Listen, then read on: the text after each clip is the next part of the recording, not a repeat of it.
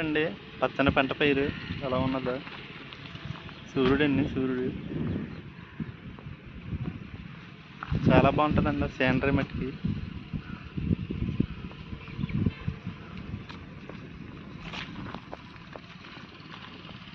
భీమవరం అండి, ఇది మొత్తం భీమవరం మధ్యలో ఉంటుందండి. ఎందుకని ఇది ఊరు పల్లెటూరు అండి. ఇది లోపలికి వెళ్తే పల్లెటూరు వస్తుంది.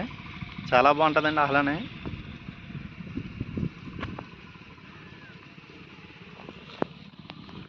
ఎక్కడ చూసినా పంట పొలాలండి. మొత్తం సీనరీ మట్టికి నువ్వు ఎక్సలెంట్ అండి. అసలనే వర్షాకాలం అయితే చాలా బాగుంటుందండి. ఇది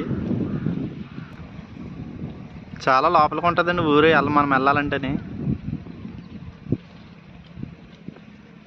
వెస్ట్ గోదావరిలో చాలా ఊర్లు ఇలా లోపలిగా ఉంటాయండి. పొలాల మీద నుంచి వెళ్ళాలండి. అసలు చాలా ఊర్లు ఇలాగ ఉంటాయండి, పల్లెటూర్లు.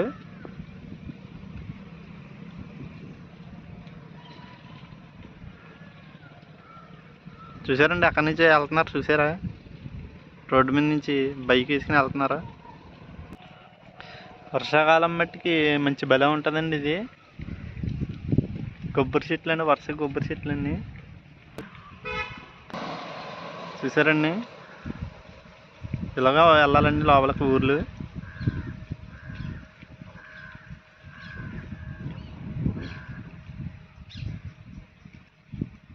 చాలా చాలా బాగుంటుందండి. అసలు చూసారండి, కారు వెళ్తుంది లోపల. 5-6 ఊర్లు ఉన్నాయండి, పల్లెటూర్లు ఇలాగ వెళ్తేనే.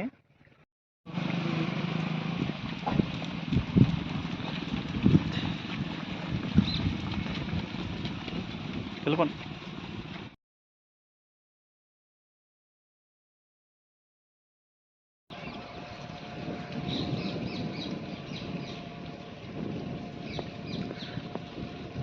పల్లెటూరు అండి ఇది. నేను వరి నాట్లు వేసారండి అందుకనే. ఇంకా మొలకాలండి, మొలకెత్తాలండి. ఇవి సేనరీ మట్టికి చాలా బాగుంటుందండి. ఎదిగితే మట్టికి చాలా బాగుంటుంది. చూసారండి, అక్కడి నుంచి అవన్నీ దూరంగా కనిపిస్తున్నాయి చూడండి. అవి రొయ్యలండి, రొయ్యల చెరువులు.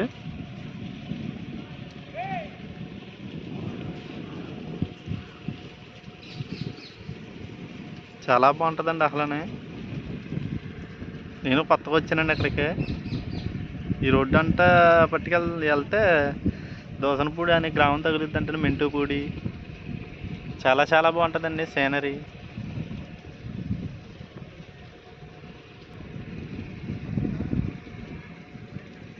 టవర్ చూసారండి, టవర్